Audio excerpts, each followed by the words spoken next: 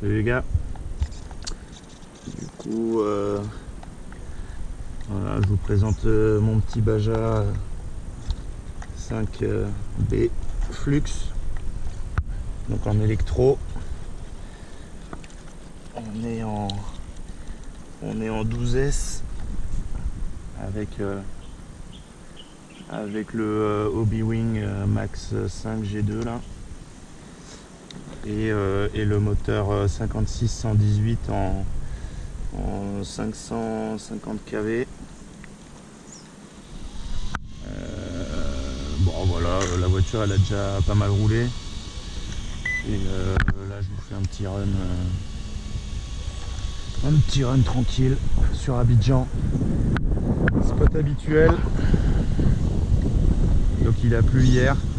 Donc la terre est un peu humide, ça va être plus facile à conduire. Plus facile à conduire que la dernière fois.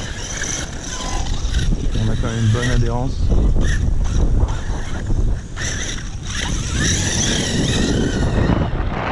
Ça reste un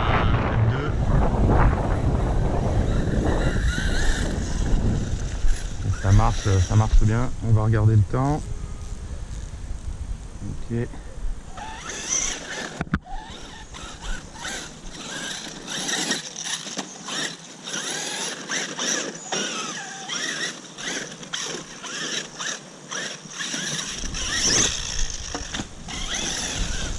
Il est vraiment top ce combo. La voiture elle a été achetée en Allemagne et le combo je l'ai acheté chez RC Fox. Il est quand même accessible chez RC Fox. Il faut compter 350 € et puis le kit 550. Alors chez RC Fox le kit il est vraiment moins cher, il est à 750 et franchement 750 ça vaut vraiment le coup. C'est une super machine.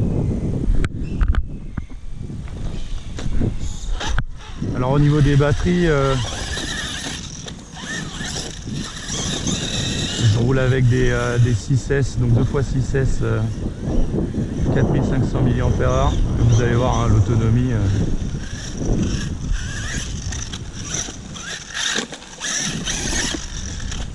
L'autonomie, il n'y a rien à dire.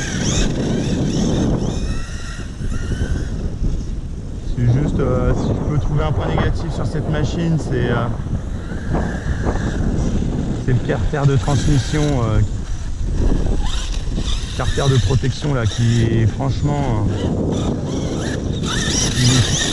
il est tout mou. Le plastique est tout mou, c'est un peu, franchement, c'est un peu minable.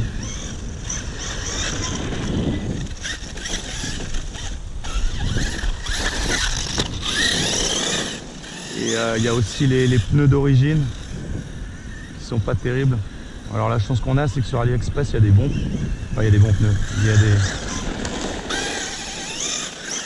Il y a des super pneus qui sont franchement pas chers. 25 €, on arrive à trouver le train de pneus pour l'arrière, j'entends. De toute façon il y a quasiment que l'arrière qui se bouffe. Par contre ça se bouffe vite. On fait que le glisser.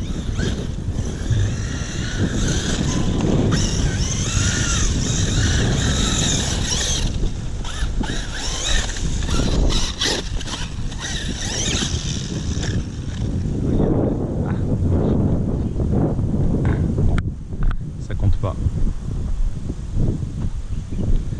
Ouais, aussi là il y a cette bavette qui a tendance à rebiquer vers l'arrière. Du coup je l'ai percé et j'ai mis des riselants comme ça et maintenant ça bouge plus. Et même pour démonter il suffit de retirer le pin derrière et puis on arrive à retirer le carter pour retirer toute la boue et tout ce qui vient se foutre. Et le carter, le skid. Et là le carter de transmission, ouais c'est ça, c'est vraiment franchement, ouais franchement là HPI c'est de la merde. Ah ouais, et puis autre chose pour le bac lipo, bah voilà, le bac lipo il est tout mou. Du coup il tient vraiment pas bien, donc j'ai rajouté moi un petit velcro ici pour pouvoir tenir les batteries et éviter que ça se barre de partout. Parce que sinon on se retrouve avec les batteries dehors quoi. Ok, donc ça c'est parfait.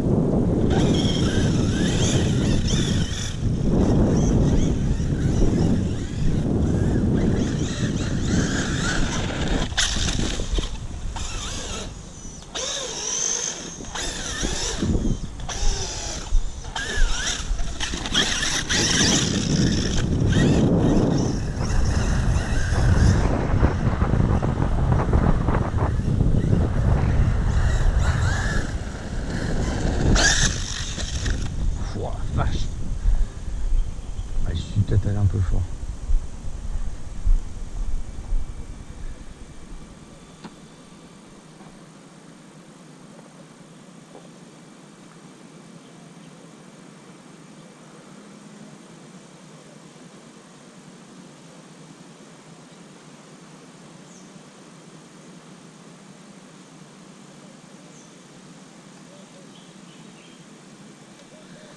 Excusez-moi.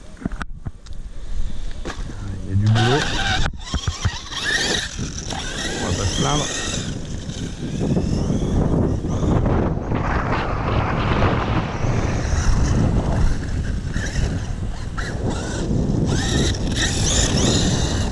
Quand le sol est un peu humide comme ça, c'est vraiment nickel. Parce que sinon, à piloter, c'est pas la même sauce.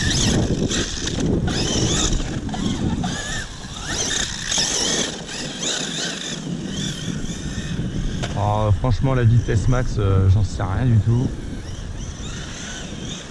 Mais je peux vous dire qu'il y a largement assez. Après, je roule avec une couronne en acier d'origine, avec le nombre de dents d'origine, parce que d'origine c'est une couronne en Delrin, là, enfin en plastique. Et le pignon d'attaque, j'ai mis le pignon d'origine. Il se monte très bien hein, sur le combo B-Wing.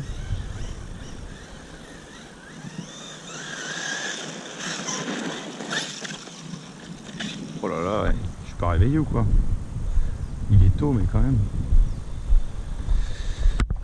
Donc là au niveau de la température extérieure, il doit faire une trentaine de degrés.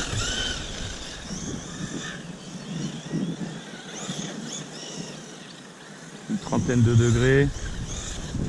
Alors faites gaffe quand même parce que là avec les 4005 ça rentre dans le bac d'origine.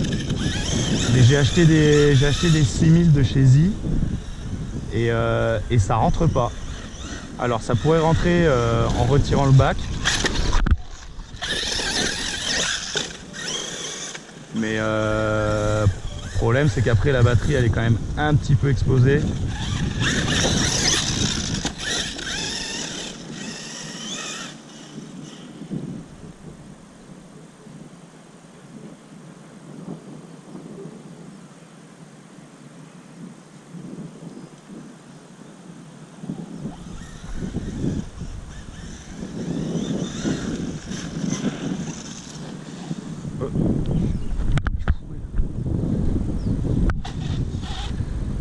Voilà, ce qui est magique avec le combo, c'est ça.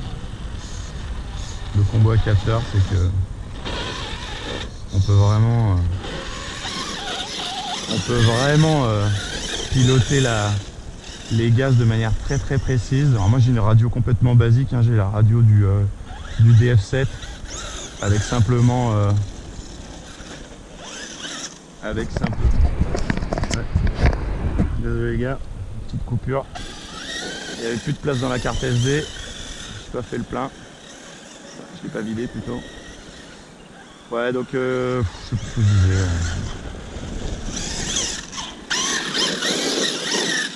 Ah oui, qu'avec le combo on pouvait vraiment piloter de manière très précise la puissance.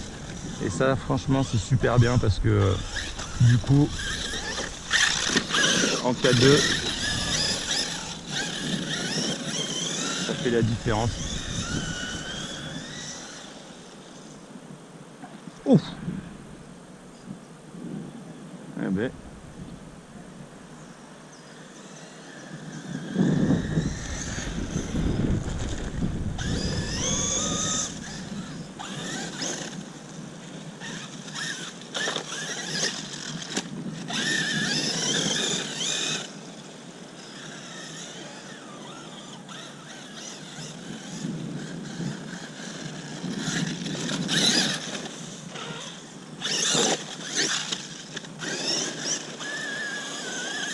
Alors au niveau mécanique, les diffs, le diff, etc.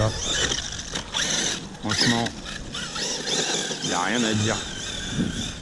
Pareil, les amortisseurs, ils sont trop bien. C'est la même conception que les amortisseurs du X-Man d'ailleurs, dans le principe. Sauf qu'il n'y a pas de membrane. Alors peut-être qu'il manquerait une membrane dans ces amortos. Alors j'ai regardé pour essayer d'en mettre une, mais c'est pas forcément quelque chose de simple à installer en fait, parce que le jointorique il est dans la chape haute de l'amorto. Il y a une gorge et le jointorique vient se mettre dedans et rentrer dans le corps de l'amorto. Donc je vois pas trop comment je pourrais mettre une membrane dessus, mais bon, on va dire que ça suffit largement. C'est juste que comme la tige d'amorto est quand même énorme en termes de diamètre, et ben il y a un sacré volume. Il y a un sacré volume de tige qui doit être compensé. Et du coup on est obligé de mettre les amortos en dépression. Et je pense que à force, comme c'est en dépression, bah, il y a quand même de l'air qui rentre. Et à la fin ça fait quand même plutôt une émulsion. Plutôt une émulsion que quelque chose de...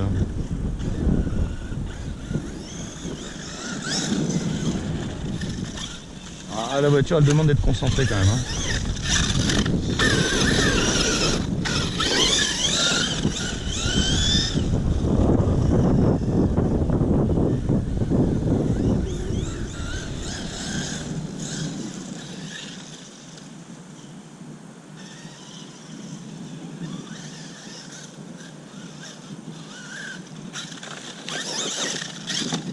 Ah oui, devant j'ai mis le pare-choc RPM. Alors j'avais pas de problème avec l'origine, hein, mais c'est vrai que là quand on plante du nez, ça évite de taper avec le châssis directement. Il y a quand même une belle partie en plastique qui vient protéger.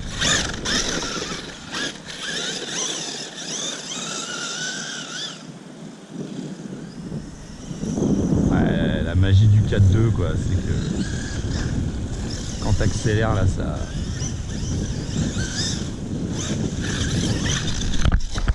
Oh les cocottes. Elle me saute dessus. Bon alors par contre ça pèse un peu, hein. Je sais pas combien on est de kilos, mais on doit pas être loin des 10, voire peut-être 10. Donc à transporter, voilà, c'est pas la même chose. J'ai l'habitude de prendre plusieurs RC. Quand je prends celle-là, j'en prends qu'une parce que j'ai un peu de marche pour arriver au spot.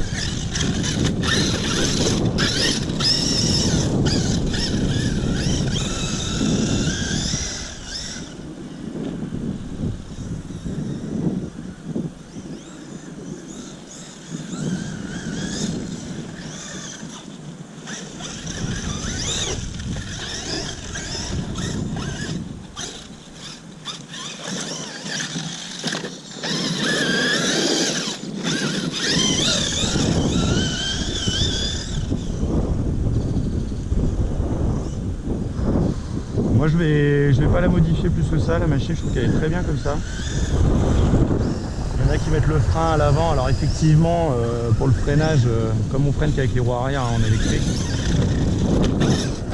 enfin même en thermique d'ailleurs, si on n'a pas le frein à l'avant, ouais, c'est un peu contraignant, il faut vraiment être dans un endroit où ça craint rien parce que là on envoie ce machin là dans les jambes d'un enfant, à mon avis on lui éclate les jambes. Donc voilà, donc ouais, franchement c'est pas une machine déjà à mettre entre toutes les mains. Et surtout à ne pas utiliser quand il y a du monde. Surtout quand il y a des jeunes, quoi.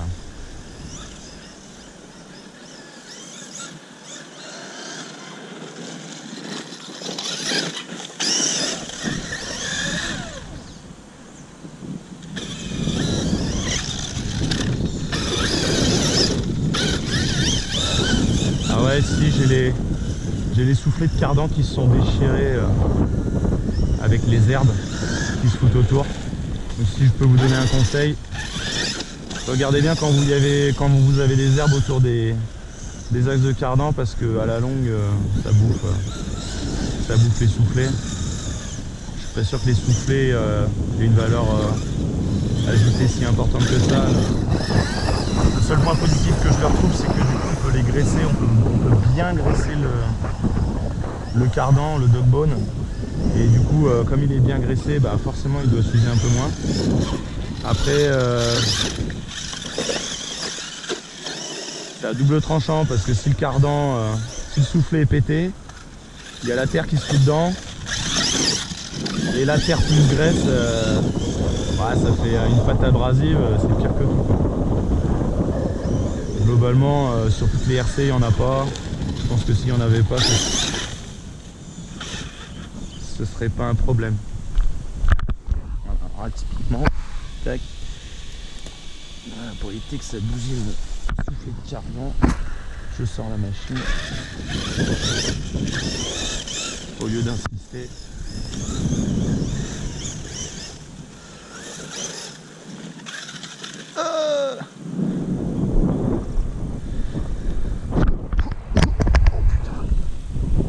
Ah ouais, c'est mou là. Oh le trou. Ah bon bah j'ai pourri les godasses.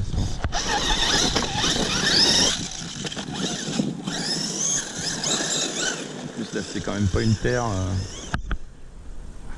Il faut bien laver les chaussures. Laver les pieds, tout laver.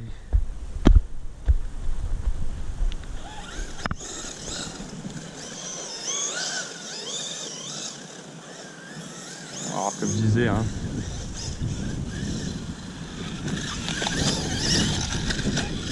une machine où on bouffe du pneu, quoi.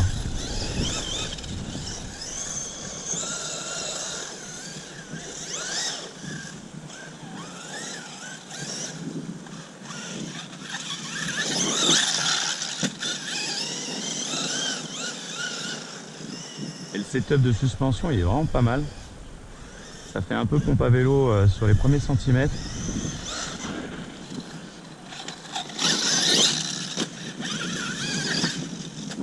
Et après ça devient bien dur.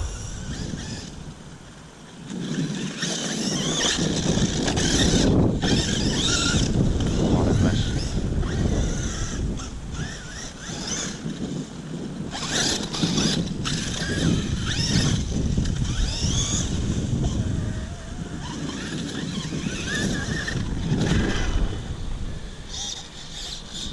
Bon bah il y a une fougère qui s'est invitée. On va voir si elle tient.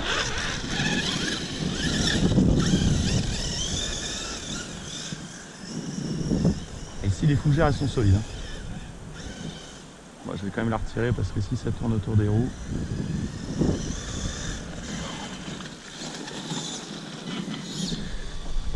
En plus elle s'est quand même bien glissée là. Ça risque pas de sortir comme ça.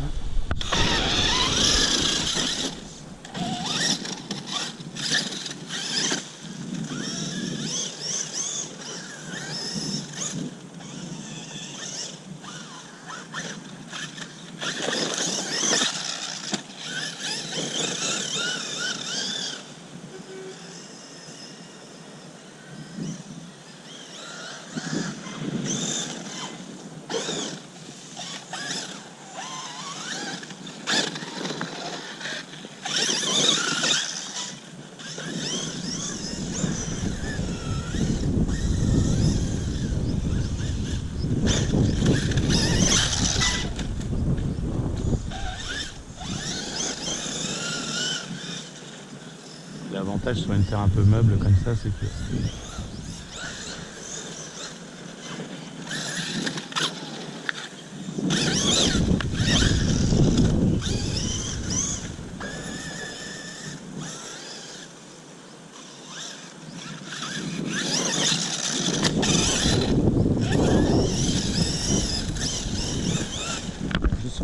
qui rentre dans la chanson.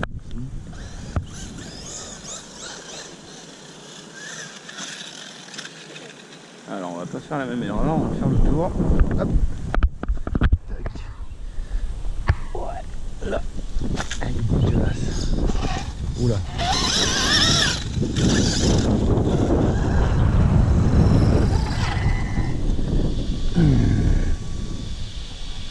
Comme d'hab, le bac à batterie d'une souplesse légendaire. Ça c'est vraiment nul.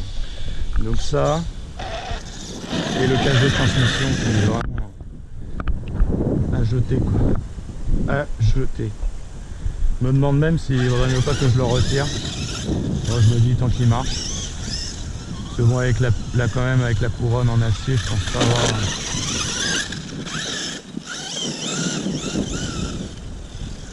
de problème majeur là, à ce propos.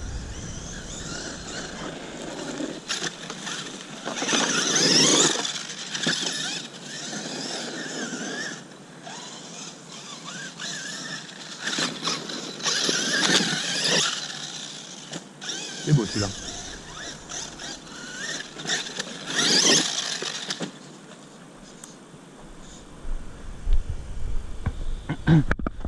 Ça fait déjà 25 minutes qu'on roule là. À mon avis ça va pas tarder au niveau de la batterie.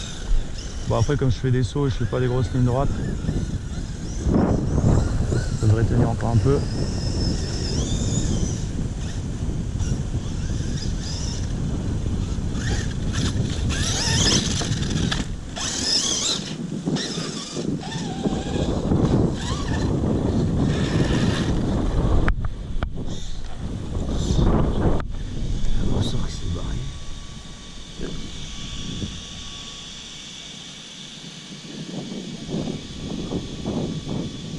Bon là au niveau du moteur on est chaud, mais franchement ça va.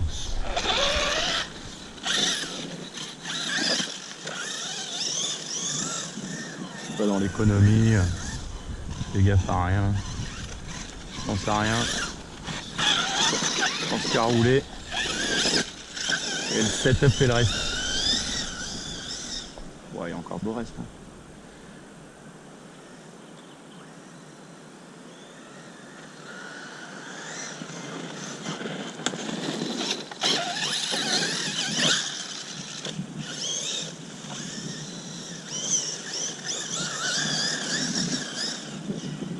Alors dans l'herbe, quand on a des pneus qui accrochent bien, là ça cabre.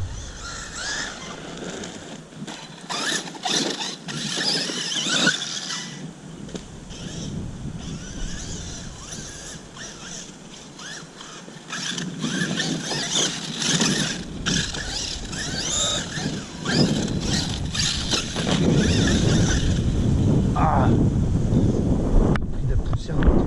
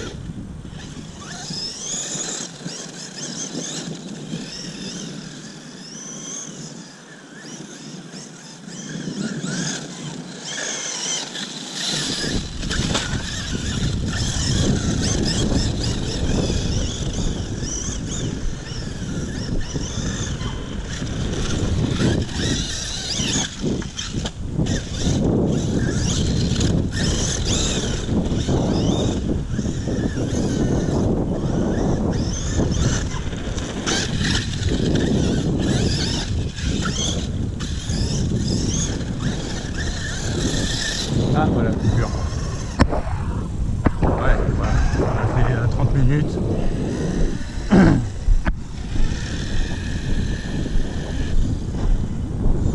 Et là le bruit qu'on entend, bah, c'est la couronne qui frotte le cache. Ça c'est vraiment nul. Voilà. Walou walou. Allez, on va passer les autres batteries, parce qu'il y en a d'autres.